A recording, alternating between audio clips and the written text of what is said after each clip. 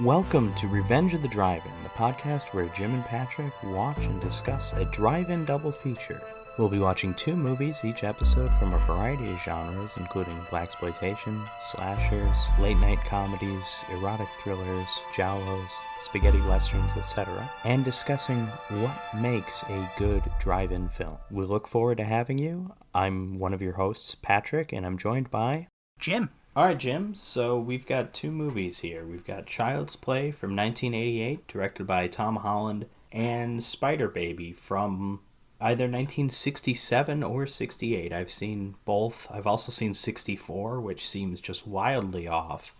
Just to remind our listeners, we will be going into the plots of both these movies in detail, so if you haven't seen them and would like to, be sure to go ahead and do that before listening to us. While I'm not aware of Child's Play being available on any streaming services at the moment, shame on you HBO Max for taking it down, fortunately, Spider Baby is available on a number of them because it's a movie in the public domain. So you can find it on YouTube, you can find it in a colorized version on YouTube, which I can't say I recommend. It's on Prime, it's on Tubi, tremendous availability for Spider Baby. All that having been said, Jim, why don't you take us away? Child's Play, 88, directed by Tom Holland, as you said. We open with a cop chasing somebody that he calls the Strangler, who's Brad Dourif, down the street in Chicago. Yep. The Lakeshore Strangler, which is a great nickname. Yeah, I love it. But Dourif tries to hide or escape, I guess, in a toy store, but he gets fatally wounded by the cop, who is Detective... what's his name? Norris? And as the Strangler, the Lakeshore Strangler, is dying, he begins to recite some sort of incantation. As he's doing, he's holding this good guy's doll, which is the classic Chucky doll. Lightning strikes the store and throws the cop clear, and that's the end of that scene, which I want to point out is a great opening scene to a movie like this, I think. Yeah, I agree. One, we get a pretty awesome explosion with a neat stunt with the stuntman thrown back from it. But even before that, just the whole shootout with Charles Lee Ray on the run, it's a really, action-packed way to start it off. His partner, his getaway driver, takes off without him, which will be important later. Yeah. I don't know how many serial killers have getaway drivers. It seems more like a bank robbery thing, but, whatever. And what was the getaway driver's name? Eddie? Eddie Caputo. That's it, yeah. So after this pretty exciting, frankly exhilarating opening scene, we see this happy birthday banner in front of a window in an apartment somewhere. So there's this cartoon on TV of good guys that has this doll in it. But then right after the cartoon ends, there's a commercial for this doll. The kid Andy, watching the television, is just amazed by it. And this is the stuff of nightmares, I'd like to point out, this commercial with that giant Chucky costume. Yeah. I was going to say... Also, Chucky is a popular Halloween costume, of course. And I've always hated it on anybody other than, like, a child, because the whole point of Chucky is that he's small. In theory, the adult Chucky costume should be like this costume mascot, which is a terrible costume because it looks awful, but that's how I feel like this should be, around Halloween time. Well, also, too, before we get too into it, would you say that, like, the Chucky doll, the good guy's doll, is kind of like an example of the uncanny valley? Because he looks very human, but he has certain aspects, I guess, of his, or facial features that are kind of exaggerated? I don't know. I never saw it as looking that close to being human. To me, it's just a doll. It's a little creepy looking because, dolls can be creepy looking, but... Mm-hmm. Well, either way, it creeped me the hell out, and I don't like it. But, so Andy is, I guess, really pining for one of these dolls, and he looks over, and he thinks he sees one wrapped up for him because it's his birthday. So Andy wakes his mom up, and he's disappointed when he opens his present. He makes her the most disgusting breakfast you've ever seen. No, that's the best breakfast. I actually have he pours like Fruit Loops into a bowl and then multiple spoonfuls of sugar on top of it. And he burns He also the toast forgets about the toasters, so he burns the toast to hell and then puts about an ice cream scoop worth of butter on it and doesn't spread it in any way. I know, it's disgusting. Yeah. Yeah, actually, I had in my notes, best breakfast ever. Oh, no, that's nasty. And I love how his mother's like, oh, this looks great, I'll eat it later.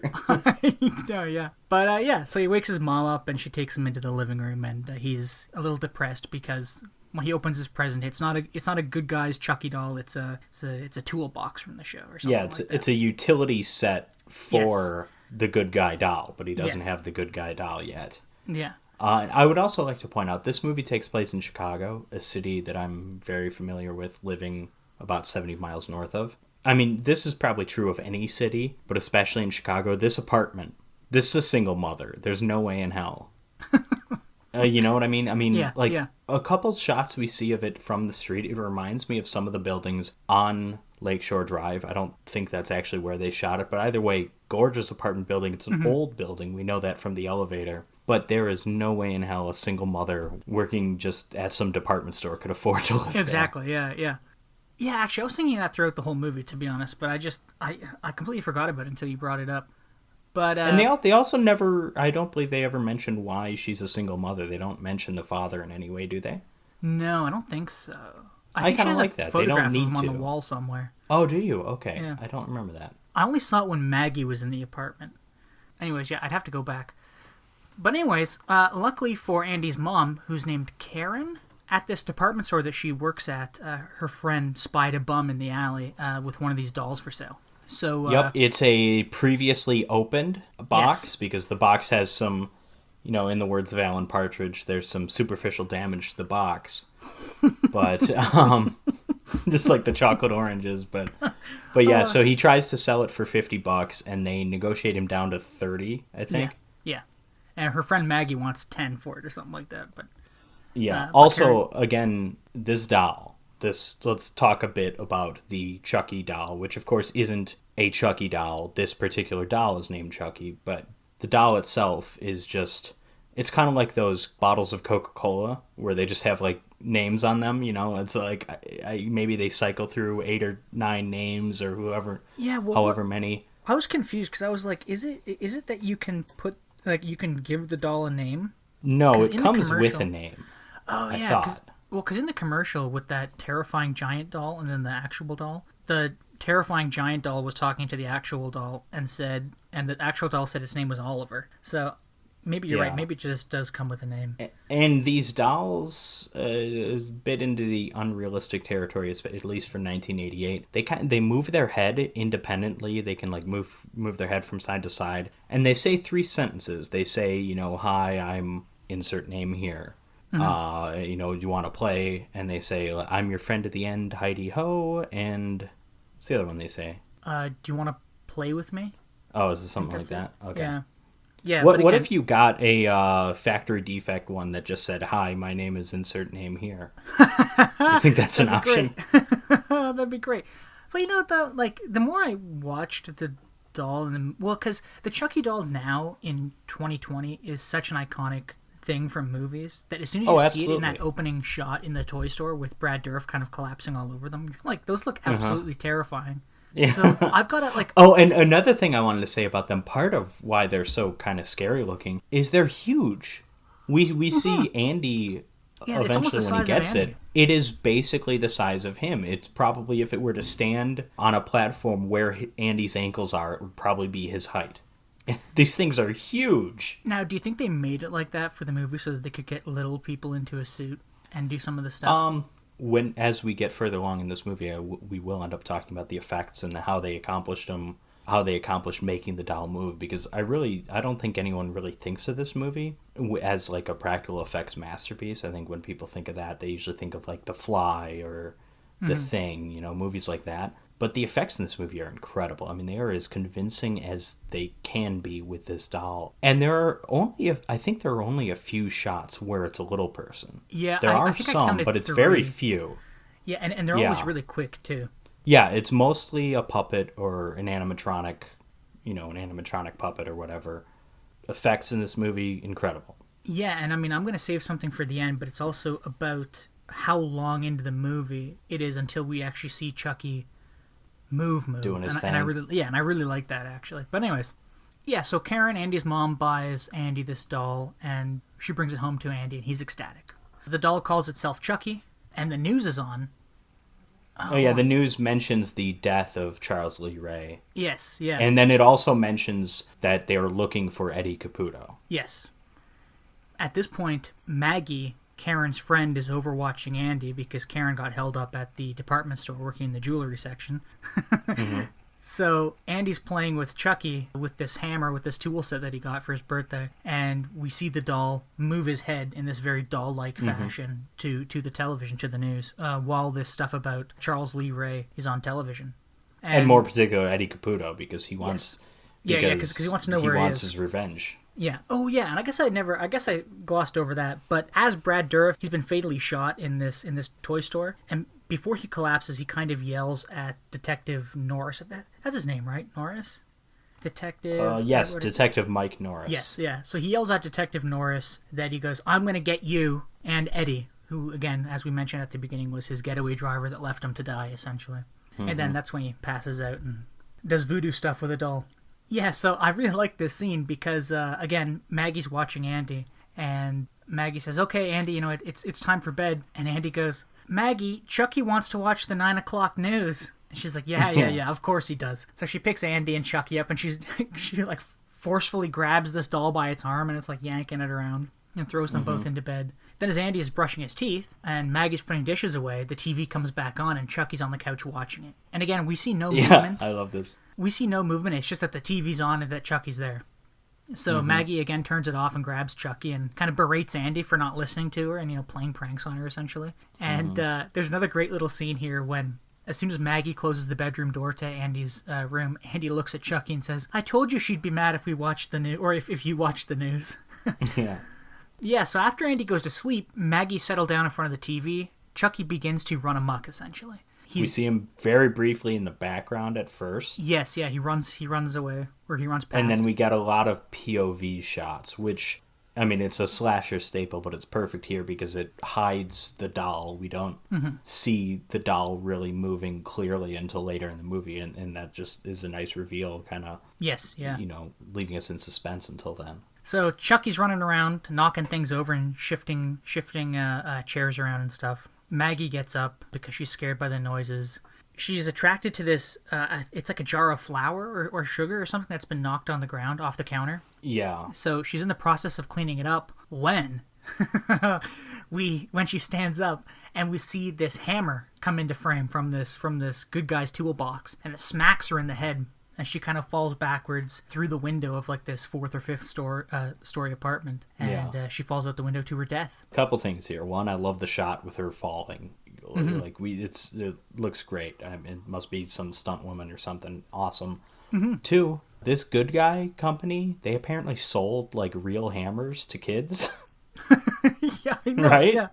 Because it's basically human sized. It's basically like a normal hammer size. Might be a tiny bit smaller. Well, I gotta tell you, when I was a kid, my dad, I guess, and mom, one year for Christmas, they bought me like a little toolbox, and it was some company. I don't remember who made it, but in it was like a real hammer, a dull saw, real scissors. Yeah. And but like there were things like levels and stuff and pieces of wood, and it came with nails and a real hammer. Interesting. I mean, I get that, but like this is some utility set that you add on to a doll. It has no reason to be a real hammer, but I love it. It doesn't matter. Oh, see, I didn't even think of it in that vein of being. Oh yeah, I assume the hammer is basically just to go in the good guy doll's like overalls. Gotcha. Just like hang there. Well, Patrick, it's almost the size of a small child. They have to make it as heavy as a small child too, I guess. I guess. Yeah. But so Karen comes home from work, and she comes home to find her apartment, both outside and inside, full of cops. She learns that her friend Maggie's been killed, or she had a terrible accident. Yeah, before the cops tell her anything, she asks Andy what happens, and Andy said she had an accident, and then the cops explain exactly what happened. She fell out the window. Yeah, exactly. Detective Norris kind of pulls her aside, and he's kind of questioning her about Andy and about these little tiny footprints on top of the counter in the sugar or flour or whatever it is. Yeah, he says he didn't find any shoes that matched it, but when Andy comes back, they notice he's wearing his good guy pajamas, which come with slippers, and he looks at those and they match. The best part about this scene the best part about this movie, in my opinion, is the slow realization of every character that something is going wrong. Andy's the first person to kind of realize that the doll is bad, that Chucky's alive and bad. Well, he knows he's alive. At this point, he doesn't know he's bad. Yes, he genuinely thinks it's an accident. Yeah. At this point. Well, because it's right after this scene, which I'm about to get to in a second, when the cops leave, or sorry, as the cops are leaving, Andy's back in his room with Chucky, and he looks down at Chucky's shoes, and he sees this white powder on Chucky's shoes. So he comes running out and says, Mom, I know who did it. I know who did it. It was Chucky. And again, the detective and the mother don't believe him, and they're like, yeah, whatever. So Karen sends Andy back to his room. But after all the cops are gone, Karen starts to question Andy after she hears him talking to Chucky in his room. And she says, this is one of my favorite lines. She says, well, like, what sorts of things has he been saying? Because you've been talking to him a lot. And and Andy says, he said she was a bitch who got what she deserved. Yeah, Aunt Maggie was a real bitch and got what she deserved. Mom is like, what are you talking about? And she's like, I didn't say it, Chucky did. Exactly, yeah. She's like, yeah, right. Oh my God, I can't believe it. So now we're at a point in the movie where the mother thinks her son might be a murderer or something, or something is severely wrong with the situation. General asshole. Yeah. If nothing else. Yeah, and then I guess we cut to the next day, and Andy gets dropped off at school. He brings the good guy doll with him. Which did you notice in that scene there was somebody else twice the size of Andy also carrying a good guy doll into the school? Oh yeah. The implication here is that the good guy dolls are like the most popular thing, and I want to focus on this for a second because this takes place in the winter. It's his birthday. Mm-hmm. It's Andy's birthday. That's why he gets the good guy doll. Mm-hmm. Why isn't it a Christmas gift? Like, this is right around... I mean, this could easily be a Christmas movie. It's not. I think the remake was kind of a Christmas movie, I think. I know it came out around Christmas. I'm wondering if it's like... It was always written as Andy's birthday, but when they were filming, there just happened to be snow on the ground. That could be it. That could be it. They just... Yeah. Or, it's Chicago. Maybe this is June.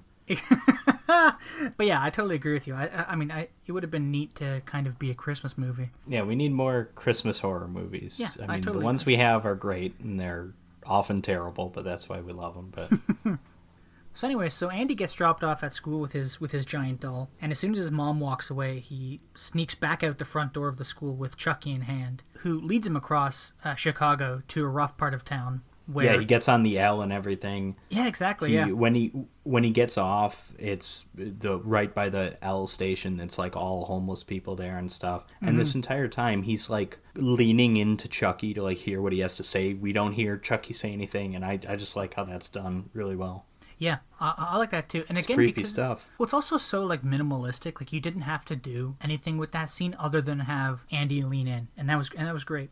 But yeah, so eventually he gets to this really kind of run-down, beaten-up part of town, and he asks Chucky, he goes, is this where Eddie's hiding? Who's, again, the guy from the beginning who left Brad Dourif on the street, I guess. Yeah, and the implication here is this isn't where Eddie lives. This is just their hideaway house. This is like a safe house where Charles Lee Ray would have been had he gotten away with whatever he was doing most recently. Because it is absolutely disgusting. There's like a couple dozen rats in there. Yeah. We don't see him, but Chucky makes his way into the house after Andy stops to use the washroom behind a pile of trash, and he leaves Chucky on a rocking chair. And then when Andy looks back, Chucky's gone, and we have like a POV shot of Chucky running into the house. He blows out the pilot light in the oven and cranks the gas. So yeah, Eddie, at this point, all we see of Chucky when he's moving is his hand. Yes, and we hear the pitter-patter of feet. So Eddie, upstairs, hearing all this commotion downstairs, he goes to investigate, and when he comes into the kitchen eventually, he fires off his pistol, and the whole house explodes, which is a great shot, and I'm really happy that they shot it with like such a derelict house, because I don't know if it's a set, but I wouldn't be surprised if it was real, and they just like put an explosion. I kind of assumed it was, yeah. I assumed it was a house that was condemned. Especially because, like, in the lots around it, there's nothing. So there's probably, like, some people planning on building something there, but, we need to tear this house down. And director Tom Holland was like, I got you, fam. Exactly, yeah. And it's so great because, like, you see this actual explosion, and then, like, the house cave in on itself. You're like, oh, that was great. Yeah, so then we kind of get this jump cut to Karen walking into the police station, and she's like, I got here as soon as I could. And it turns out they have Andy and Chucky because... presumably he was found near the explosion. Yeah, so, I mean, at this point, Andy is in the vicinity of this is Chicago, so probably two of the last 1,000 or so homicides. essentially what this scene boils down to is that Andy sort of realizes that Chucky's been playing him to do bad things. Because nobody believes Andy that this doll's alive, the police and a psychiatrist feel like Andy should spend a few days or a month or something, I don't know. We never really told that, but that he should spend some time being observed in like a psychiatric hospital. And I like this scene a lot when it's Detective Norris and Andy's mother in there with Andy, and she's like, listen, you gotta stop lying, actually tell the truth. You know Chucky's a doll. Andy says, like, no, the doll told me, or maybe it was earlier, he says the doll told him his name was Charles Lee Ray. I think that was probably earlier he said that. But at this point, he starts yelling at Chucky and starts, like, smacking him, and he's like, come on, you gotta say something. Exactly. And I found myself in this movie. I would not call this movie a horror comedy. I think it takes itself as seriously as you can with a pretty schlocky premise.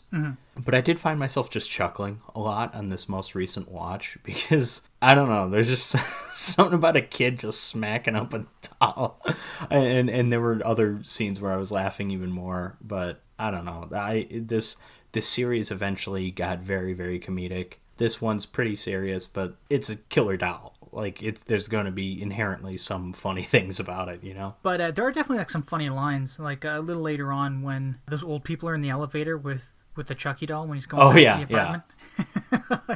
I like what he says. He's like, fuck you. Yeah, well, that's the thing, is that, like, Chucky, Charles Lee Ray's personality can be kind of funny. You know, he can have a couple one-liners here and there. He's very vulgar, which it's funny coming from a children's doll. Yeah. But overall, the movie, the plot and everything is still pretty serious. I like that. That's what makes this movie great, for sure. Yeah, so anyway, so Andy's essentially taken away to this psychiatric hospital for observations and whatnot, and his mom takes the Chucky doll home, which this might be my favorite scene in the movie. This is the best scene in the movie by far. To me, there were like two great sequences, but this is the best. Yeah. And by that, we mean she gets home with the doll, and she starts kind of talking to the doll, trying to get it to talk. And then it says, "Hi, my name's Chucky." And she's like, "Oh, like I'm crazy, you know? It's just a fucking doll." So she goes to the kitchen to pick up the box that the doll came in, and as she picks up the box, the batteries fall out of the box, and she looks down at these batteries. You can see it in her eyes, and we as the audience are also like, "Oh, yeah, that makes sense. A doll like that would require batteries." So she walks over to Chucky, lifts his back shirt and checks his battery compartment, and they're not there, but he spins his head around and again, like, says in his Chucky voice, "I'm Chucky, you want to play?" And she drops him and he rolls under the couch. And it is a roll. He doesn't just bounce under there. There is a roll as if the doll is alive and consciously doing that, because when she goes and reaches under the couch, she's checking to see if he will move on his own before she actually grabs him. Mm-hmm. So she's still not 100% sure what's going on. Yeah, and then even this next line too is great, where she's still trying. So she picks him up from under the couch and she's trying to get him to talk, and she lights a fire and she says, "If you don't talk to me, I'm going to throw you in the fire."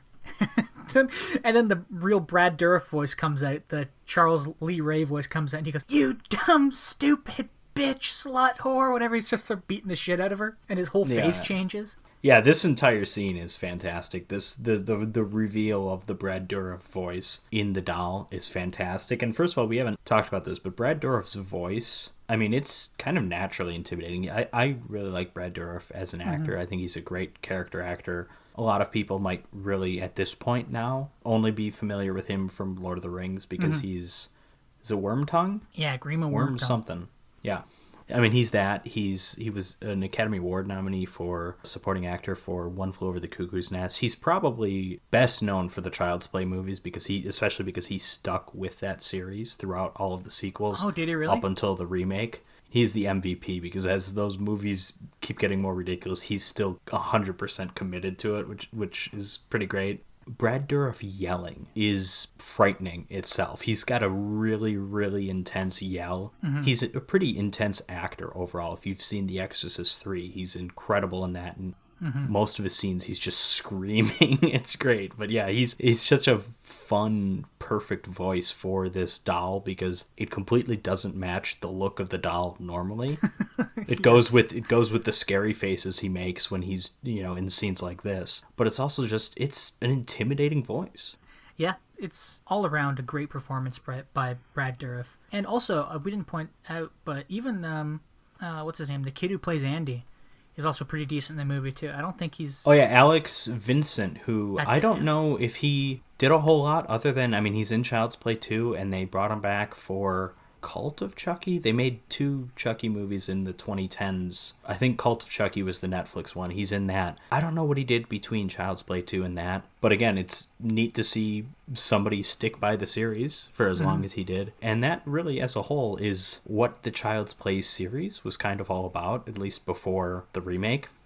So all of these Child's Play movies in the original series were written by one singular person, which is really fascinating because it's unlike really any other long-running horror franchise I can name, except for Phantasm, I suppose. But that one person here is Don Mancini, who has, I think these are like the only, I could be wrong, but I think these are the only movies he's done. He's done a little bit of TV work here or there, but his career has been Chucky. And in this movie, he co-writes it with Tom Holland, who's the director, who also directed Fright Night, which has Chris Sarandon in it, who is Detective Norris here.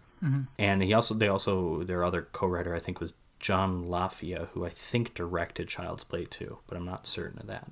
Yeah, so Karen and Chucky tussle, and at one point, while Karen's holding him, Chucky bites her. Then he essentially escapes from the apartment down the elevator. Karen, not knowing what else to do, she runs to Detective Norris to tell him about the doll. And he doesn't really believe her. And She shows the bite mark, of course. yeah, and he's like, well, where'd you get that from? And she says something like, Chucky gave it to me. Yeah, whatever.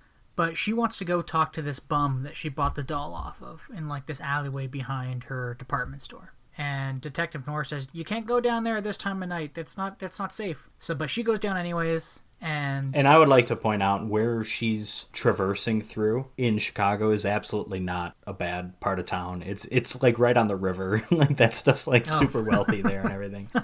So we got all that fake but bums she in the eventually movie. does come to like an alley where the bum is, right? Yeah. That pretty much is an alley. I don't think that's on the river. Yeah, well, the best part about this it's like a whole bum encampment. But she finds this guy, and she's trying to get information out of him, and he tries to rape her. Detective Norris shows up, beats him up, and scares all the other bums away. And he eventually gets the information out of him. And it turns out that this bum stole the doll from a quote-unquote burned-out toy store a while back, which is the toy store at the beginning of the movie that got struck by lightning and where Brad Dourif was killed and put his soul into Chucky. Detective Norris is kind of... I mean, I don't really know how to read his character at this point, but I think he's kind of shaken by this because he drops Karen off at home and says, like, get out of my car, get out of here. And he goes Well, to and the station. he also reveals to Karen that he's the guy that killed Charles Lee Ray. Yes, yeah, that he was... But you're right, he's not on board with Charles Lee Ray is Chucky yet. He doesn't really know how to feel, but he feels something. Well, exactly. I don't know. Well, he feels a choking sensation around his neck once Charles himself pops up in the back seat with like jumper cables and tries to strangle him. And this also leads to a great scene where... I mentioned earlier there's two great sequences. This, to me, is the second best. And still, I found myself chuckling throughout the entire thing. And it's actually pretty scary. It's pretty intense. But again, there's like dolls attacking people. There's something inherently funny about it. You can't really get around that sometimes. Well, and it's also kind of cartoony too, because eventually Detective Norris gets Chucky off his back with a hot cigarette lighter from the car, and Chucky just starts stabbing through the seat at the detective, and he's kind of like dodging all of these like we have the stabs. obligatory almost got him in the crotch shot. Exactly, yeah. That's in like every movie with things like this. Yeah. My favorite part of this scene, I have two favorite parts of the scene, I guess. I like one when he takes the cigarette lighter in that one shot where it hits him, you can like see some plastic burning. Yeah. Which is a really cool, really neat effect. You would call it a makeup effect were it a person, but it's just a doll, so I guess it's just a special effect. And then I also like when part of the pedal on the brake breaks off, because this is all, he's driving the entire time while this is happening, and Norris is trying to step on the brakes. And Chucky just leans over and puts his weight on the gas pedal, which is great, which is just really fun. Yeah, it's a great scene. Unfortunately, even though it's great, it eventually comes to an end with the detective's car flipping over because Chucky won't get off the gas. And I don't really know why he did it, but I really like the scene. Chucky kind of scares. This is, I think, I guess it's only really the second time in the movie that you see Chucky moving. And he stabs the door frame next to the detective and then runs around the car a few times. There's in one of these shots, it's definitely a little person. Oh, for sure. Yeah, it's the shot, like, yeah, there's a shot where he's, like, running in front of the car and he pulls his gun out. And you can see just, like, the way the legs are moving, I think. Yeah, exactly. It's not puppetry. Yeah. Eventually, I also too. So this leads into another great thing I love about this movie. Essentially, the detective scares Chucky off by blowing him in the chest with his magnum, and Chucky runs away. The best part of that shot is how great the doll looks flying backwards. Oh yeah, and that shows up later in the movie too. It does, That's fantastic. Yeah. And like all these action shots with the doll look so great. Like I know it's just a doll, but they all look so great. And also, one of the highlights of this series is how much abuse Chucky goes through in every form. Because he's more or less, I mean, I think he's kind of like a different doll every time. Well, he's definitely a different doll in the second one because we see what happens to him in this. But he just, like, each iteration of him just gets beaten to shreds. It's great. He gets shot. And he bleeds, first of all. We haven't brought that up. Yeah. And then he gets his face ripped off in Child's Play 3. There's some great stuff. Yeah, well, and again, the other interesting thing about this scene is that up to this point, we think Chucky's indestructible. And I think even at one point where he says to the detective while he's on the ground upside down, he says, "You can't kill me. Like, I'm invincible," or something like that. Or he says something like that. Yeah, invincible or immortal, something like that. Yeah. So he blows him away with this magnum. And then we learn, almost immediately after this, that Lee Ray was super into voodoo stuff. Because Karen goes to his apartment, and his walls are just covered in this voodoo murals. While she's doing that, Detective Norris discovers that Lee Ray was in contact with, like, this... I forget his name, but he was, like, this voodoo guy. That yeah, Lee Ray he had some kind of voodoo associate, which I think we've all been there. So... cuts to Chucky on the counter of this voodoo guy's apartment. I really like this scene because this voodoo guy is like, "Oh my god, you know, you're inside a doll." And we learn that Chucky does actually feel pain, and it seems like he is bleeding. He said, "Look, there's even blood here," and that the longer he stays in the doll's body, the more human he becomes. Right. So the implication is that at the beginning, when he's first a doll, he wouldn't have felt pain. Mm-hmm. You know, when the babysitter's pulling him around by the arm, because otherwise that would probably be pretty painful. But at this point, yeah, he feels pain. This scene is our most uninterrupted we get so far of moving Chucky, puppetry and everything, and it looks pretty good. I mean, it's not perfect, but I think it's as good as you're going to make this doll look, you know? Yeah, and there's a good shot where when he's on the counter, I think he puts his hand down on the counter to sit down. Oh, that was great, yeah. Yeah, it looked great. Yeah, so Chucky asks this voodoo guy how to get his soul out of the doll, and if it's possible, and he says, and he's not going to help him, and then Chucky pulls out this, like, voodoo doll, and it starts breaking this guy's limbs, and he eventually does tell him, to get your soul out of that doll's body, you have to transfer your soul into the body of the person that you first told you were alive. Yeah, the first person you revealed your true identity to. That's it, and so that, in this case, is Andy. Yeah. And then Chucky has one of the more disturbing lines of the movie, and perhaps of 80s cinema more generally. He says, "I've got a date with a 6-year-old boy." You know, like... So eventually Chucky kills his voodoo master, his voodoo sensei, and Karen... Well, he's still alive when Karen and Norris show up, but he's almost dead. He's on the brink of death. And he tells him, he's like, "Protect the boy." So they realize he also says to kill Chucky, you have to kill his heart. Yes, yeah. Karen and Norris are on their way to this psychiatric hospital where Andy is, but Chucky's already beaten them there. And there's a great shot where Andy looks out the window and he sees Chucky on, like, the stairs below, and he starts crying for this doctor. He's like, please help me. Chucky's going to come in and kill me. He's going to kill me. And the doctor doesn't believe him. And this is great acting by this kid, because he just starts weeping and he slinks to the back corner of the room and slides down against the door. But, you know, eventually Chucky gets into the hospital and tries to... I'm not sure if he's trying to, like, actually transfer into Andy's body or, like... Because he's got a knife. It looks like he's just going to kill him. And then... Or, like, I guess that's part of this ritual, maybe? I don't know. No, he's got to, like, knock him out or something. Have him on the ground so we can do that. We see that later. So eventually Chucky chases Andy out of this mental hospital room because he steals the keys. And they wind up in, like, this surgery room where this doctor man, this non-believer of the powers and movement of Chucky, is trying to calm Andy down. Chucky stabs him in the back of the leg and throws, what is it, like a, not an electrode, thing, but it's essentially like one of those harnesses that throws electrical pulses through your head that they used to use in insane asylums. It's what the Kennedys did to their sister. Yeah, that's exactly it, yeah. People don't forget. But that's also a great shot, too, where the doctor's being electrocuted on the floor, and his face is slowly turning blacker and blacker, and then, like, he's bleeding in the mouth and from the eyes, and it's all just disgusting and really neat.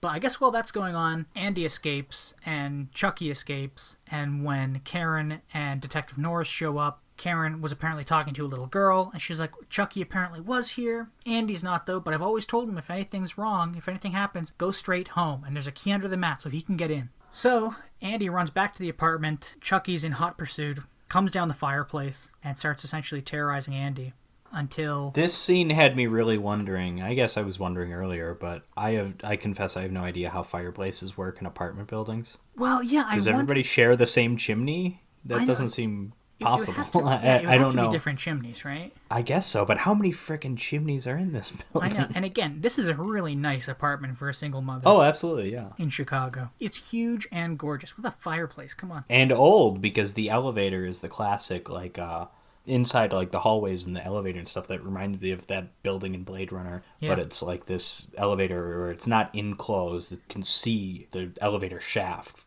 anywhere you are. Yeah, it's beautiful. I mean, I'd live in a place like that in a heartbeat. Apparently, just be a single mother and you can afford it. But anyways, yeah, so Chucky gets into the apartment and essentially terrorizes Andy, and he knocks him out with a small baseball bat, like a toy, like an actual wooden toy bat. What's up with all these actual toys being like real things? Like a toy bat is a real wooden bat, a toy hammer. Well, no. I mean, you have mini bats, which are wood. Right, yeah. But yeah, so Chucky knocks Andy out with this bat, and he starts performing this voodoo ritual on him to transfer his soul into Andy's body. But just as it's about to end, Karen and Detective Norris bust in and stop the ritual. And after some more tussling, Chucky knocks out Detective Norris, and then chases Karen and Andy around. But then Karen traps him in the fireplace and turns the gas on. She calls Andy over, and he lights a match and burns Chucky alive. And then the movie's over. And this is... Andy gets a nice little badass moment here. Because he does, yeah. He's the one who lights the match. And Chucky... It's still Brad Dourif's voice, but he backs away from the threatening Brad Dourif to the soft-spoken Brad Dourif. And he's like, Andy, we're friends to the end, remember? And then Andy's like, this is the end, friend. And it's like, oh, yeah, the little kid got his action movie one-liner. Yeah. Then Chucky busts out of the fireplace while he's on fire and crawls across some furniture and then dies. But then... As Andy's back in the kitchen, he realizes the burnt corpse of Chucky is gone, so he's not dead. So Chucky then continues to attack Detective Norris and Karen and Andy, and he's absolutely disgusting. He's charred, he's melted, he's got one eye open, you can sort of see a half again, smile. The effects... It just looks so cool. Again, were this a human and not a puppet or an animatronic, we would say this is just incredible makeup because it looks so different from the doll before, but you can still see the resemblance in a way. But, I mean, it's great. And then there's this great shot right near the end where he's walking down the hallway to Andy and Karen. And Karen, who I guess, can't aim for Chucky's heart, she blows his head off and he's still walking. And then she blows one of his arms off and he's still walking. And then she blows one of his feet off, and he kind of falls over, and he's just kind of still crawling. And this all looks great. Everything looks great, and then she pumps 2 more rounds into him, and then the doll is seemingly dead. So as Andy and Karen and Detective Norris are kind of recovering, Norris's partner comes in, and you can see that all three of them... Who we haven't seen since the first crime scene, really. He was in the apartment earlier when they were looking at, like, the footprints and stuff, but I don't think we've really seen him since. I think he was in the... Oh, yeah, he was probably there when they were... station. Interrogating Andy or whatever. Yeah. But anyway, so he comes in, he's like, whoa, what's going on here? And Norris is kind of telling him, he's like, it's this doll. We were wrong. Andy was right. The doll's alive. The doll is, like, spread out all over the hallway. Don't touch him. So what does he do? He goes to the end of the hall, picks up Chucky's head, brings it back into the room, and he's like patting it and like smacking it. And he's like, see, look, it's just a doll. It's just a doll. And then Chucky starts yelling, kill them, get them, kill them, you son of a bitch. And his body comes through an air vent and starts strangling partner. And he throws the body onto the ground, and Detective Norris, another great shot, Detective Norris lines him up, blows him away. His bullet goes right through his heart. There's like blood splattered on the wall, and the body flies against the curtains on the back wall. And that's it. Chucky's dead. And yeah, that's pretty much the end of the movie. Yeah, and the movie ends pretty much right there. There's not really any falling action. Everybody leaves, and Andy's still in Yeah, the room. the last shot is Andy looking back through the door. Yes, yeah. And then as it kind they're of about to freeze close frames the on door. that. And So it basically ends in the same shot as The Godfather. yeah. But yeah, that's Godfather comparison 2 episodes in a row. This isn't going to happen oh often, my folks. God. But yeah, so that's it.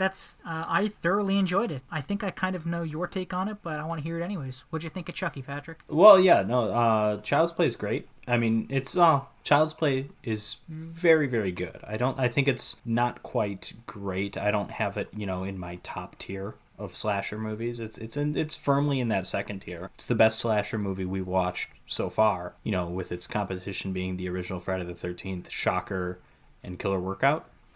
Better than all those. I mean, well, Killer Workout obviously goes without saying, but I mean, it's good. It has a couple of really, really good sequences. All the stuff early on before we start hearing Brad Dourif's voice through the doll is really good at subtlety. Like when Andy's going around Chicago with the doll and like leaning in to hear what he has to say, like that stuff's really creepy. It's great. As I mentioned earlier, I was chuckling a bit throughout, not because this movie's bad or even that it's that funny, like comedic. It's just killer dolls. They're hard to take seriously here and there. This is as good an attempt at a serious hour-and-a-half killer doll movie as I believe there is. Mm-hmm. The best killer doll in media, in my opinion, Living Doll, the episode of The Twilight Zone. And that one's really good, and that does something. It's very different from Child's Play, because Child's Play is an effects movie where we see the doll moving around and the doll is actively killing people. Yeah. In that, the doll just kind of threatens and doesn't really do anything, doesn't move, and so that story is more psychological. Here we have, early on, the story is kind of trying to be psychological with the kid, except we don't really buy it being psychological because we know Chucky is around, because we see him, albeit in the background, messing around. But yeah, it's a good movie. It's got a few issues, a few moments, a few scenes, I think, where it drags. The hospital escape scene, I thought was kind of not that great. I don't know what it is, and I want to say, as much as I like Alex Vincent playing Andy, there is a difference between scenes of him in danger and scenes of Catherine Hicks, who plays his mother, or Chris Sarandon, who plays Detective Norris, in danger. Those scenes are just so much better acted and more convincing and more intense. Yeah. You know what I mean? Not going to hate on a kid actor. He did a fine job, but... No, exactly, yeah. And I mean, if they could have done the same intensity with a kid, I mean, yeah, it would have been great. I think one of my favorite scenes in the movie is probably Chucky's first kill, Maggie. I like how that was all set up and shot. And again, like, I like how with this movie it was a really slow build up until we actually saw Chucky move around and until we got that Brad Dourif voice with the doll. And the whole battery scine, because that I think you and I both agreed that was the best scene in the movie, too. Yeah, by far. But part of the reason why it was so great was that there was a lot of build up to it. And, and I almost wish I almost wish the opening was a little different, where we didn't see Dourif doing like this weird voodoo stuff and clutching onto this doll. I don't know, like I'm not even sure what I'm trying to say, but it's almost like that would have been a really great twist.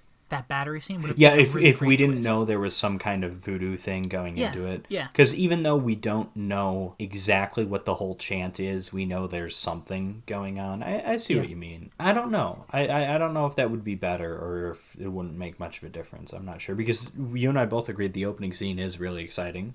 Yep. But yeah, this is a movie I've mentioned a number of times. The effects are fantastic. There's some great stunts. There's not a lot of them, but I'm thinking stuntman opening scene, the Detective Norris getting blown through the air with an explosion. Yeah. And then also, is it Maggie? Yeah, falling through the window. Yeah, Maggie being thrown from the window. Like, those are some really cool looking stunts. Patrick, all the stunts with the doll, they were all great.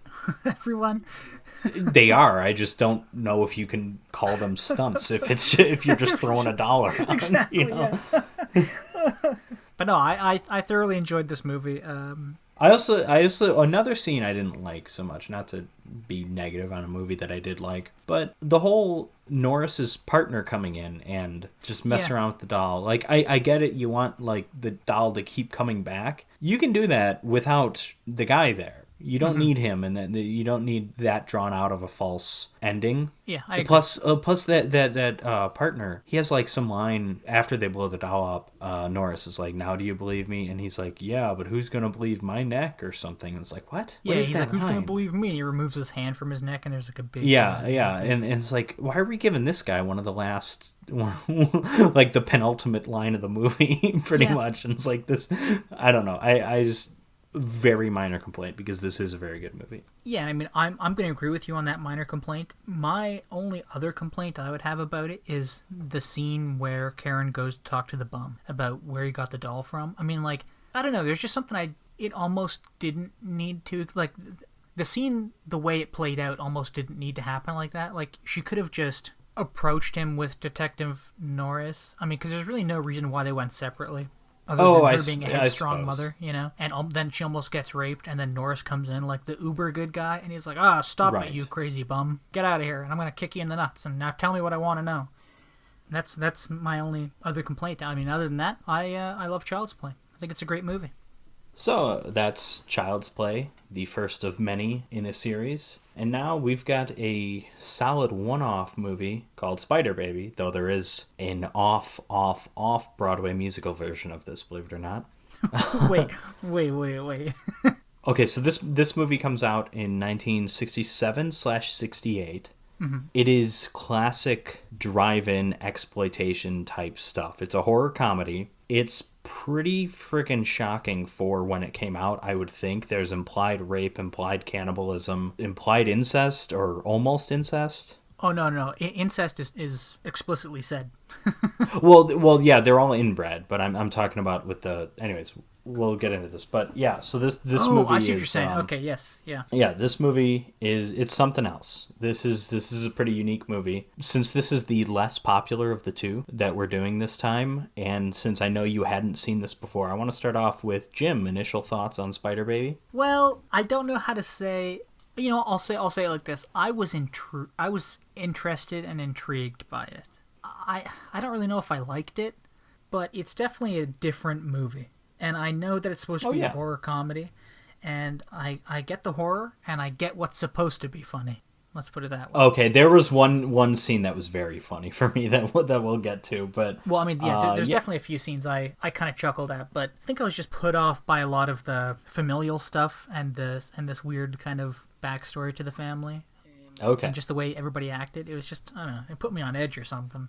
All right, well, if you're not familiar with this movie, and movie isn't super well known, so there's a decent chance you aren't, as the listener, I'm going to make a comparison to a filmmaker who you're probably less familiar with, and that's, I think this movie is this is like a good version of a Herschel Gordon Lewis movie. Herschel Gordon Lewis is credited with being like the first splatter film director. He was doing stuff in the 60s, a little bit in the 70s too. He's an exploitation great, but his movies are absolutely terrible. Like he's an awful director, and his movies are very, very poorly acted. I mean, he's not quite Ed Wood levels of bad, but he's, I would say, closer to that than this movie is. And his movies were like really shocking for the time. There was nudity in them back in the early 60s when you weren't doing nudity and stuff. And they're really violent and disgusting, and movies about cannibalism. It's kind of what's going on here. It's just this is a better script and with better actors. Late 60s, we've got independent drive-in type movie. And it's got two actors that I'm very familiar with. So that right off the bat is kind of like, oh, okay, there was some talent here. And those two actors, of course, are Lon Chaney Jr., a.k.a. the Wolfman, a.k.a. that one guy from High Noon who just sits in a chair the entire movie, I think. Yeah. And then we also have Sid Haig, who plays Ralph. And Sid Haig is... Well, one, apparently he was always bald. Like, I didn't, I didn't know, because I didn't know about that. Like, I've seen him pop up in movies like as early as like the 80s, and he's bald, and then... But Sid Haig went on to be like a horror icon, probably biggest in the 2000s, because he had those Rob Zombie movies, House of 1000 Corpses and The Devil's Rejects. That's probably his signature role, but no offense to Rob Zombie, but I think this is probably his best movie, at least that I've seen. And this is also probably the last really I'm kind of guessing here, but this is probably the last really good role for Lon Chaney Jr. It's a good movie, but I mean, look at Chaney. He looks old and washed up, and he probably didn't make too many movies after this. I don't want to say he was the best actor in the movie. I mean, I think I enjoyed him the most. I think everyone's pretty good in this, actually. But I was going to say, for the most part, everybody's the siblings are all really good. Yes. The only person I'm kind of iffy about, but I enjoyed his character, was Mr. Schlocker, the lawyer. Oh, yeah. That's probably with the Hitler mustache. Yeah, that's probably the worst performance. It is a Hitler mustache. I have a feeling that's supposed to be a joke. That's right? I have a feeling that it was supposed to look like Hitler for whatever reason. I don't know the reasoning behind it, but anyways, a tiny bit of backstory on Spider Baby. So the director of this film, Jack Hill, is still alive, which is pretty impressive. I mean, we just lost Sid Haig in 2019, maybe 2018. I believe it was recently. But Jack Hill was born in 1933. He's still alive. I don't know, I'm sure he's retired. So that puts him in about his mid-30s when he's making this movie, which, he's pretty young for a director. Not prodigy young, but relatively young. And I bring him up and bring up that he's still alive because he started a website for this movie. A few years ago, 10 years ago maybe. It's for those of you interested, it's spiderbabyonline.com. And it has information about the cast, the characters. It has information on the musical that was made in, I don't know, the 90s, the 2000s. I'm not really sure. So worth checking out if you're a Spider Baby aficionado, which doesn't sound like you are, Jim, but... Guilty as charged. Let's get started with Spider Baby. So Spider Baby opens with what I will call a perfect theme song. And I'm saying perfect not because it's a great song. It's not. It's weird and stupid. Reminds me a bit of the Batman theme. It's perfect tonally. It encapsulates what this movie is. It's a little creepy, and it's very campy, and the lyrics are pretty messed up. There's references to cannibalism, cannibal orgies, which I'm not sure if that's an actual orgy or maybe just an elaborate cannibal meal. I don't know. But yeah, and the song is sung / it's more of a talking, singing by Lon Chaney Jr. So perhaps his only hit on the Billboard charts, Lon Chaney Jr. But what did you think of the theme? Let's start off. It's no shocker, but I thought it was pretty good. I really enjoyed it, to be honest. It was really catchy. So catchy, I listened to it about 3 or 4 times before actually watching the movie. I think it's at the very end, isn't it, where the opening song ends with, "This is Spider Baby, or the maddest tale ever told," or the maddest story. Yeah, it has a maddest story ever told, I think is like the alternate title here. Okay, yeah. Yeah, I liked it. I mean, it fit in with the song, everything. The music's by Ronald Stein, and I assume he did the song also because that song shows up in the score later on in the movie. But Ronald Stein was a pretty, I don't know if I want to say great, but a prolific film score composer throughout the 50s and 60s. I looked him up. Dozens and dozens of like low budget movies, horror, sci-fi, all throughout the 50s and 60s. Worked a lot with Roger Corman. I think it's a decent score. It's not spectacular. But anyways, after the theme and these kind of the animated opening credits, which are very campy as well. Yeah. So after that theme and those opening credits, we're introduced to this disease called the Mary syndrome. This is a disease, presumably gone extinct, we're told, that only members of this specific family, the Mary family, had. And this disease itself it's a bit vague about what it does, but it basically means humans with it regress mentally and socially.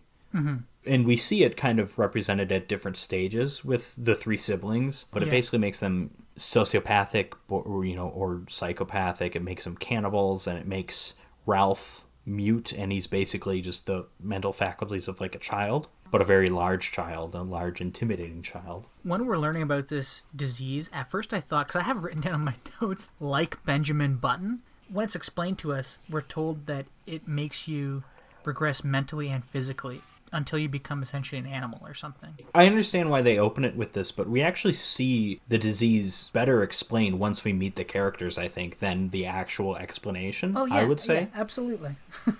Absolutely. At any rate, a messenger arrives at the Mary household, which is very 1313 Mockingbird Lane looking house. It's a creepy house. And the messenger stops by to deliver something and is attacked by Virginia, who carries a couple of knives, and she imagines that she's a spider.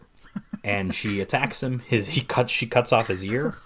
Yeah. And then her sister Elizabeth is like, oh, Bruno's not going to be happy with this. And then Bruno arrives home. Bruno is Lon Chaney Jr. He brings with him Ralph, who is Sid Haig. Ralph is like lying down in the back seat because of the three siblings, Virginia, Elizabeth, and Ralph. Ralph is very clearly the most gone. And I kind of thought it went by age, like Ralph maybe being the oldest is the most regressed. Virginia's the second most gone, even though she actually looks like the youngest. But she's really weird and she's obsessed with spiders. She is the titular spider baby. Yep. I guess if my theory is correct, that would make Elizabeth the youngest. And she's the most with it. She has somewhat of a conscience. She can kind of plan things out. She's pretty functioning. And then Bruno, who at first appears like he might be their father, but is actually just their caretaker. And we learn that he was maybe friends with their parents and with their father and promised to take care of them and make sure nothing bad ever happened to them. Mm-hmm. He was the family's chauffeur that got thrust into the role of caretaker. Yeah.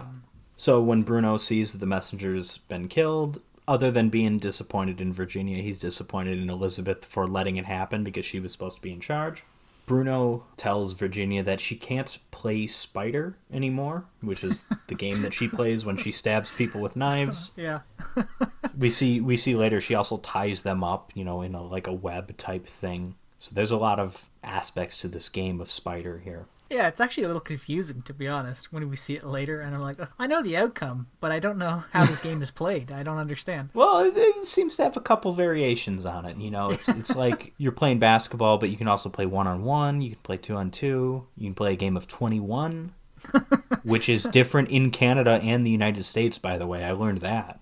So, the first real outsiders we meet... I'm going to go slowly here because there's two groups of two, and it's a little confusing who's who at first because there's two distant cousins that might have some claim to the inheritance of the Mary family, which actually is a very wealthy family. I don't know how you make money with a disease like that, but it happened. Anyways, two distant cousins arrive. It's Emily and it's Peter. Emily is played by Carol Omart, who I recognize from House on Haunted Hill. Peter's played by some guy. So they arrive, they're scared off by Ralph, but they're also waiting for someone else to arrive, and that's Mr. Schlocker, their lawyer. He arrives with Anne, his assistant, and Bruno drives them, and we get a little bit of backstory. He explains that, these kids, when they were kids, they weren't able to go to school. He says, they're basically retarded. He uses that word. It's not my word. Not my word choice. Not my words, Lynn. The words of Top Gear magazine. Another Alan Partridge reference there. Well, this is the part, actually, where Bruno describes the illness much better than the description at the beginning, because he describes that, or he tells all of the four people in the house, the new arrivals, that the kids are essentially fine until late childhood, probably around puberty. Then that's when their affliction essentially starts, and they mentally regress into animals, inhuman, almost like cavemen. Yeah, and we should also mention, of course, that they also have an aunt and uncle in the cellar who are even more regressed than them. Although, to be honest, they don't seem that much worse than Ralph. Ralph's getting there. Ralph is almost cellar material at this point. Exactly, yeah. Well, and then also Bruno describes... Well, Ralph sleeps in the dumbwaiter, I think. He does, yeah. So he's like halfway there. Well, then, but Bruno also points out, because I also forgot to mention this, he says that their brain essentially rots and that they also become deformed. So whatever this sickness is, it not only does it make you crazy and animalistic and rots your brain, but it also makes you deformed and ugly. Oh, and he said, this is the part, sorry, where he says that it's all from inbreeding, from the family inbreeding. That's right, yeah. So anyways, Bruno hosts the four people, Emily, Anne, Peter, and Schlocker. There for dinner. They serve the most disgusting looking dinner imaginable. It's rabbit. Well, is it rabbit though? Because we see Ralph catching a cat, and they say think it's rabbit. Peter says Yeah. it's rabbit, but Bruno never says that it's rabbit. But we do see Ralph catching a cat. Elizabeth insists that they're all vegetarians because they don't eat dead things. So in addition to the rabbit/cat, they also serve disgusting looking mushrooms, and they serve salad, which is basically just weeds. It looks like hay. It looks like dried grass. Yeah. Yeah, that's exactly what it looks like. Yes, this scene's a lot of fun. I mean, it's disgusting. This is your Indiana Jones and the Temple of Doom monkey brains scene, if you will. Yeah. Because it is a gross out scene in 60s in black and white. This is fairly gruesome, but it's also a good scene because we get to see some character dynamics here. Peter starts taking a liking to Anne. They find that they have some common interests, including horror movies. They both mention The Wolfman, which gets a reaction, of course, from Bruno, Lon Chaney Jr., which I don't know how I feel about things like that. Like, I was just watching an episode of The Sopranos where the actor that played Spider in Goodfellas shoots a guy in the foot, which is also what happens to him in Goodfellas. And then there's a line like, I can't remember what the line is, but it's like, we don't need little nods like this. It's distracting. But anyways. Yeah. Well, I also want to point out sucks. Yeah. But I also want to point out about this scene, too, because as you pointed out, the family and Bruno said they're vegetarians. And Bruno also points out that perhaps their father, I guess, had more sense than he let on because because the father thought that eating meat hastened the progress of the disease. Yeah. As soon as Peter and Anne take some cat/rabbit, Ralph reaches onto the table and starts eating the carcass. I like that, yeah. And I think it's Schlock who says, isn't he supposed to be vegetarian? And Bruno and goes, they say, he yeah, is. But he eats whatever he wants. He can eat anything he catches. But yeah, another way this scene is good too. I like Peter is far and away trying to be the most polite. Like, everyone's put off at least a little bit. Emily is basically not talking. Schlocker is probably the most confrontational. Like, he's questioning, like, what are these mushrooms that you're serving me? And then he's about to eat them until he learns that Virginia picked them and that she has an uncanny ability to pick the non-poisonous ones out versus the poisonous ones. Yeah. And then, yeah, Peter the entire time's trying to be polite. He's offering everybody food, and he's like, at least they're polite kids. And then and then that's when Ralph just takes the rabbit and starts eating it. He takes the whole thing. I like this scene a lot. This scene's a lot of fun. As dinner kind of wraps up, Schlocker kills a spider that's on the table. And this gets a reaction, of course, from Virginia, who wants to play Spider, though she doesn't just yet. We'll see it later. So at night, it's determined that Peter and Anne have hit it off. They're going to an inn, to a motel or a hotel or whatever. And Schlocker and Emily are going to stay. Well, because apparently there's not enough rooms, apparently. Skeleton Dad's taken up a room. So that, exactly, yeah. And then at night, Virginia and Elizabeth are both discussing how much they hate these guys, specifically Schlocker, I think. Because, again, Schlocker was the most confrontational, the rudest. He's got the Hitler mustache, which can't help. Virginia says goodnight to her dad, who is revealed, of course, to be a skeleton. I already spoiled it. Sorry, folks. And Schlocker starts wandering around the house, just looking for things. He's not really doing it. I think he's just so, like, disturbed / fascinated by this house. He finds an ear in, like, a matchbox or something. Yeah. Which I assume is supposed to be the messenger, but pretty sure it was a white ear and the messenger was a black dude. So yeah, I was a little confused on that. Bad prop, or they kill a bunch of people. Probably the latter. While this is happening, Emily starts just kind of changing in her room for no real, like, she's got this, like, smoking hot set of lingerie on and everything. I mean, and she's like trying on. She's just kind of different... like, she's kind of like twirling around with this little, like, nightgown over it, and this gets Ralph's attention, who gets out of his window, which is the floor above, and crawls down along the outside of the house and starts peeking in on her. So Schlocker wanders down to the basement, and as he steps near the cellar, he's attacked by the aunt and uncle, who we don't really see. We just see their arms so far. And then he's confronted by Virginia and Elizabeth. Virginia's got, I think, like a rake. Or no, excuse me. Virginia's got the 2 knives, as she usually does. And I think Elizabeth's got like a rake or something. Yeah, well, she's got a pitchfork. But I want to point out that the framing of this scene is great because they open the door to the basement and there's Schlocker and he's like, now listen here, something's crazy here. I don't really understand what's going on. But these 2 women are silhouetted with this bright light from the top this of is the best shot of the movie. I agree. Yeah, and then they turn the light on you see that Virginia's holding these two knives up to her chest, and they both let out these utter shrill cries. I'm like, get him! Yeah, because when they're in darkness, when they're in silhouette, you really cannot tell that they're holding weapons. So that is exactly. really neat. But you're right. And anyways, this is the scene that really made me laugh. While they're attacking Schlocker, he's not pleading for his life so much as he's like talking about like legal proceedings, and exactly, he's like, "No, there are ways to actually handle this and stuff." It's very silly, but I liked it. You know, Patrick, I'm going to be honest. I think at the beginning of this episode, I was a little too harsh. After reliving this movie with you, I think I'm coming around on it. You say that like every time I explain a movie. You're always like, "Oh, this is better," and I'm like, "No, you just like how I tell it. If you don't like the movie, just stick by your opinion." I don't know. But if you like it, that's great, because I think this is a good movie too. Listen, I got to watch it a third time. I'll get back to you. All right. So after they kill Schlocker, Elizabeth and Virginia are found out by Bruno. And right when they're saying like, "Oh, he won't find out," he sees them. He's actually not that upset with them this time. Mm-hmm. And he agrees with them that Schlocker sucked. But he also worries that there's going to be more people like Schlocker in the future. And he doesn't know how much longer he can really protect them from the outside world. And we don't know it yet, but in his mind at this point, he's already got a plan of what to do. Because he kind of just takes off at this point. He goes to like run an errand. We don't really know what he's doing. He says, "I'm going to go out and bring you guys a new toy. You just have to wait a bit. I'm going to bring you a new toy to play with."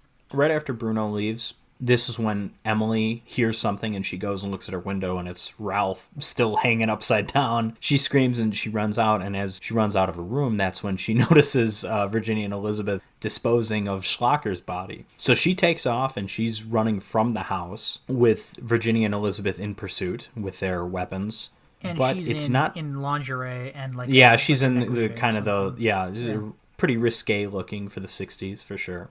But it's not Virginia or Elizabeth that finds her. It's Ralph. And it's a quick scene, but it's implied that he rapes her. You know what I thought when I first saw it, I'll be honest with you? Because she's running through the woods and she's like escaping Virginia and Elizabeth. And then she runs directly into Ralph and he has his mouth open. He's like, "Ah!" And then they fall to the floor and we don't see it. And then Virginia goes, "Yeah, but there's Elizabeth." Grunting and stuff after that. There's a little bit more to it than that. See, because when I first saw it, I thought he was eating her because he's allowed to eat anything he catches. Oh, yeah, I suppose, the grunting, sex and food, where George Costanza understands the powerful connection of the two with his pastrami sandwich. So, at this point in the night, Peter and Anne have found that there's no room at the inn. We're recreating the Gospels here. So they turn around to head back. And for no real reason, Bruno almost crashes into them. That was a detail I didn't need. I wonder if it was just... It's just there. I guess we needed to see that Bruno was in a car, maybe? I don't know. Peter and Anne are coming back to the house, and they're going to say, like, "Okay, we need a place to stay." Virginia and Elizabeth hear it, and at first they think it's Bruno, but then they're like, "No, that's not Bruno's car. It's going to be Uncle Peter," because they call him Uncle Peter. And they both kind of like Peter. Mm-hmm. To a certain extent, they liked Anne because they were the two most polite at dinner, especially Peter, whereas Emily and Schlocker could not hold back their disgust. So Peter and Anne arrive, and they're welcomed very creepily by Virginia and Elizabeth, who are kind of like holding their dresses up, and they're like, "Oh, come on in." But they tell them to be quiet, implying that Emily and Schlocker are asleep. Elizabeth takes Anne up to the father's room, whereas Virginia accompanies Peter. And as Anne enters their father's room, she's attacked by Ralph. Her mouth is held shut so she can't scream. And then, I don't know how we got this far, but Virginia is playing Spider with Peter and managed to get him to be okay with tying him down to a chair. And this is, classic, I don't realize I'm in a horror movie, even though the thousands of clues that are right in front of me. This is the almost incest I was talking about, because she's pretty much seducing him when she's got him tied up. She's like sitting on his lap, and it's really seductive. It's a really good performance by Jill Banner, the woman who plays Virginia. She's like creepy, but also super seductive. I don't know how to feel when I watch these scenes. I like that you brought that up because as soon as she pulls that on Peter, the whole dynamic of the scene changes, and Peter realizes that like she really is crazy and that he's actually being tied to a chair, and he's like, "Hey, so like, okay, yes, I like you too, Virginia. Yes, I think you're very And lovely. I like okay, spiders. Now get me out of this chair." Yeah, exactly. I like spiders, and I like bugs or whatever he says. She says something like, "I guess bugs don't like spiders," and he's like, "Bugs do like spiders." Oh yeah, Bugs do because like he's the spiders. bug. He's the bug here Yeah. because he's in the web and she's the In the spider. web, yeah. And she's about to come at him with her knives when she's stopped by Elizabeth, who wants her attention because Ralph has Anne in the basement now and is not letting go. And whatever they're trying to do with Anne, Ralph not cooperating. So Virginia's like, okay, this is what spiders do. They get their prey to be more delicious, basically, is what she's saying, because she's like, okay, we've got to get the juices flowing. And she takes a saw. She's about to cut off Anne's foot. And then this is probably the strangest part of the... Well, I shouldn't say the strangest part. This is the most, like, what are we doing part of the movie, because... Emily wakes up, in the grounds of the Mary estate. It's a weird performance when she's waking up. It's like she's waking up from like a happy dream. You know what I mean? She's like stretches like, oh, and I'm like, what are we doing? Did she like fall under the spell or something? Well, because again, going back to what I was saying earlier, I thought she'd been eaten.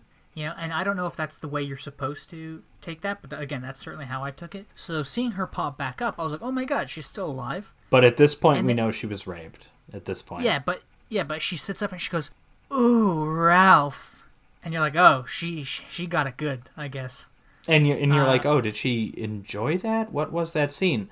But then, so she rushes back to the estate, and when she sees Ralph and the struggle that's going on between those four characters, she attacks Ralph. Mm-hmm. Even though the reaction was like, oh, Ralph, I'm so in love with you. Like, she wants to kill him. That's what that was. It's just a weird performance when she's waking up. Oh, yeah, okay, I see what you're saying. That's what that was. Yeah, I think, and I almost think, like, I guess there's a certain level of just, wanting revenge. That's a normal thing after something like this. But I think the implication also is that because she's not acting normal here, when she comes into the house, she ignores Peter's cries for help and she just goes straight looking for them. I think the implication is that some of the Mary kind of aggression rubbed off on her. Yeah, I don't know. I'm not sure how to take that scene, but I'm it's the weirdest scene. Again, not the weirdest scene necessarily, because there's a lot of weird stuff in this movie, but it's the most like uneven, like that I'm not really sure what we're trying to accomplish here.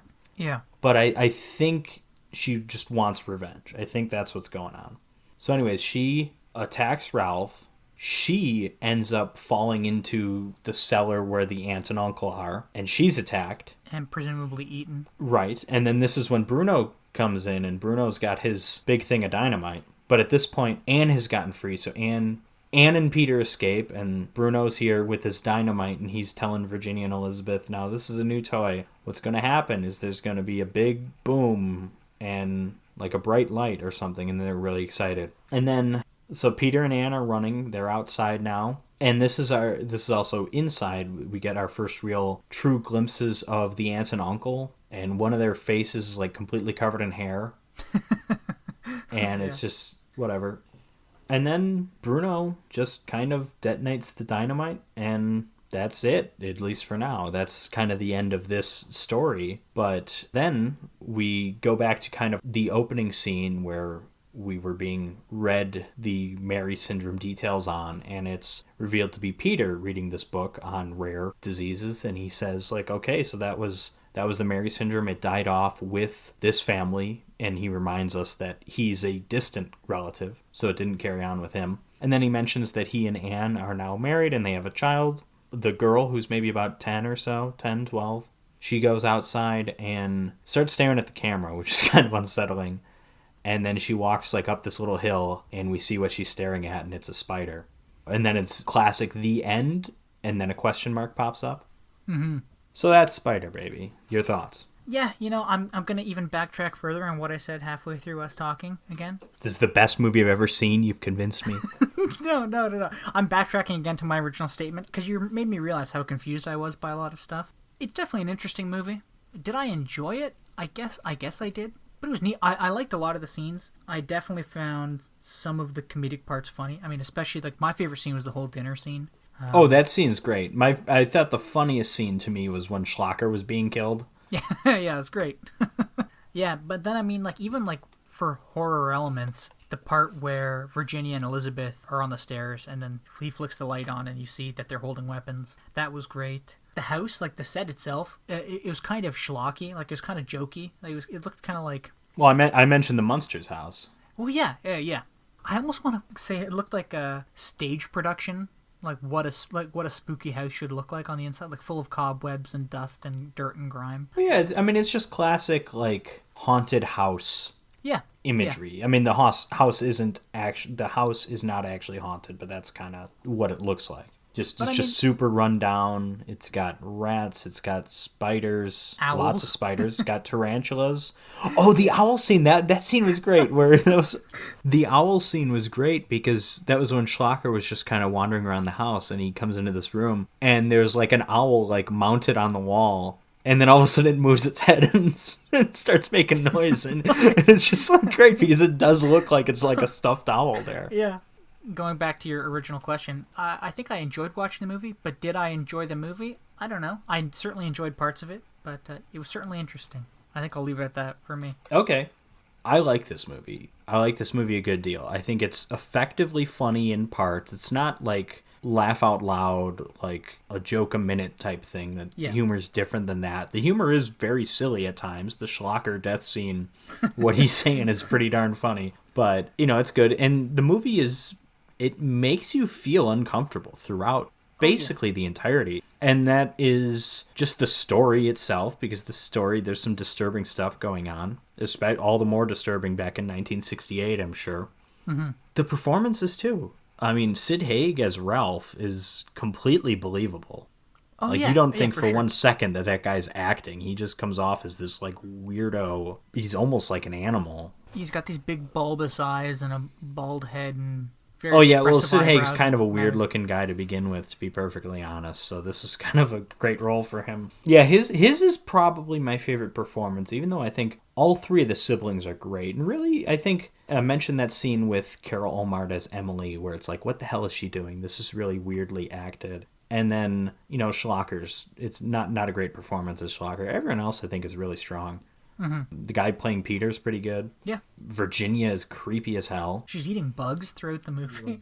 It's just creepy. Yeah, and then I like Elizabeth too, as you can tell, like, she's crazy, but she's got more of a grasp on reality than her other two siblings, and she's like probably the most conflicted because of that. And then Lon Chaney Jr. is Lon Chaney Jr. He looks old and washed up, and it's almost sad seeing him here because he just looks so miserly. But, he does a fine job with his part. There's a bit where you see him crying when he's talking to Elizabeth and Virginia. Oh, yeah, they fed him hot sauce for that scene. Oh, did they really? I was going to say... No, I'm just making that up. I don't Damn know. it! Not again, you got me again. I was just going to say, he's crying that he's in that movie. Like, that's not...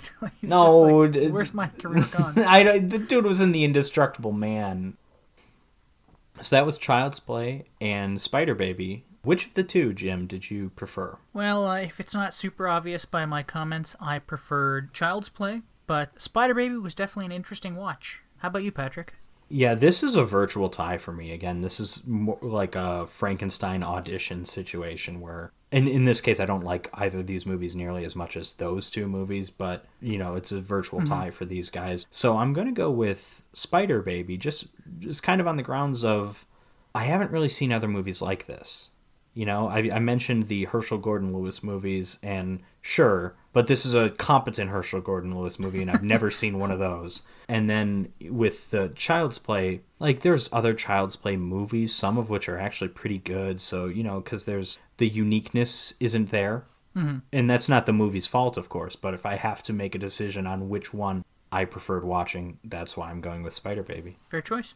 So, Jim, how does this work in your eyes as a drive-in double feature? I actually think it works out pretty well. I think they both have, though their stories are vastly different, I think they both kind of carry the same themes in that comedy horror comedy realm. And I think that would make them a really good fit to be played alongside each other. I just don't know which one I would want to come first. And I think Spider Baby I'd want to see first in a drive-in, because Child's Play is a little faster paced, and like the things in it are a little more outrageous in terms of like effects and action and the things that comes out of the doll's mouth. Okay, with the language and stuff. Yeah. There's no rape in Child's Play, though. Yeah, you're right. But anyways, in response to that, I'm going Spider Baby comes second, and the reason being, well, first of all, this is classic drive-in stuff. This is the type of movie, other than like 50 sci-fi, that I think of when I think of drive-in. I think low budget, potentially disturbing as hell kind of stuff. And what you have here is, first of all, I agree that this is a good double feature. Although I'm going to push back on Child's Play being kind of a horror comedy, because even though I was chuckling a good deal, I really don't think it is. Mm-hmm. But these two movies consecutively, Child's Play is this horror movie that's pretty effectively scary and suspenseful, and it has great effects, and it's got a great performance by Brad Dourif, mostly through voiceover. And then you get to Spider Baby, and you're right, it is slower. Though it is slower, it's darker in its themes, even though it's more comedic than Child's Play. Yeah. It's also a lot sillier. It's campier. Even though the original Child's Play has some camp to it, albeit perhaps unintentionally, just by virtue of Killer Doll. But I do think these movies complement each other, because A, they're both pretty good. B, they're, of the same genre with a slight comedic edge to them. More slight with Child's Play, more overt with Spider Baby. So yeah, I think they work well. For me, it was a tough choice for what to put first or second in my mind, because there are so many things in Spider Baby that are kind of like that midnight movie aspect. I will put it this way. Even though Child's Play is more violent and more graphic and has worse language, Brad Dourif swearing up a storm and everything, I think I would rather have a child watch Child's Play than Spider Baby. I think both movies are going to give them nightmares. Yeah. I think if they're actually paying attention to Spider Baby, it's going to be more disturbing to them. Although Child's Play is like tailor-made for children's nightmares, so maybe I'm wrong. Yeah. I mean, that's interesting that you say that, because I don't know, 'cause I found Spider Baby less scary, I guess, just more disturbing. Oh, yeah, because it's older and it's, a little campier, a little goofier. Well, yeah, I mean, I really just found it disturbing, and like all the familial stuff and the eating. Yeah, I mean, incest, rape, cannibalism, be they implied or pretty overt. That stuff's more disturbing than anything in Child's Play, potentially. Yeah. Well, then when Chucky's face melts off and he's coming down the hallway, that was that's just disgusting. An image. Kids can take that. Kids can take that shit. Take it, kid. No, we need more. That's something that I really appreciate about Child's Play, is that it's a movie for adults. It's an R-rated horror movie. Mm-hmm. But it's like only in the 80s could that type of thing appeal to kids, even though it scared them out of their minds. It's like things like Freddy Krueger and Chucky, these guys had an impact on children, and you don't see the Killers and the Strangers, Dollface and those people having a big appeal with kids of 2008, But yeah, I mean, it's just really neat that they made a horror movie about a kid's toy, and that there's a kid in the movie. As a kid, you can place yourself in those shoes, I guess. I don't know. Mm-hmm. I don't know. It's really interesting. And unfortunately, no, I agree with you. I love that they made a movie about a killer children's toy. I think it's just unfortunate that it spawned, Leprechaun and all this garbage. Yeah. Puppet Master, demonic toys, all that shit.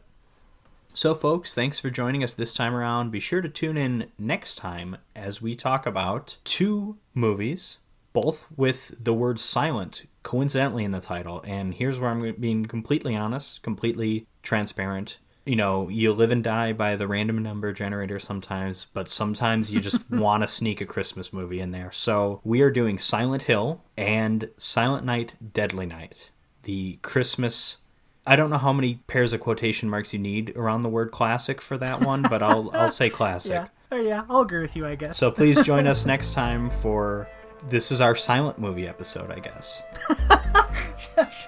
Shut up. Where we will be also featuring Mel Brooks' silent movie, as well as The Artist, and Stop it. Thief of Baghdad, Battleship Potemkin.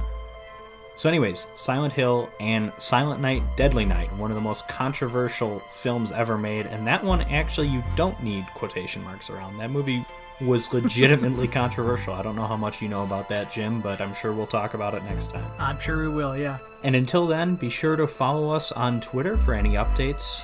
Our Twitter handle is @DriveInPodcast, no underscores, hyphens, or spaces. And yeah, we're looking forward to having you next time. I'm Patrick. And I'm Jim. Thanks for joining us.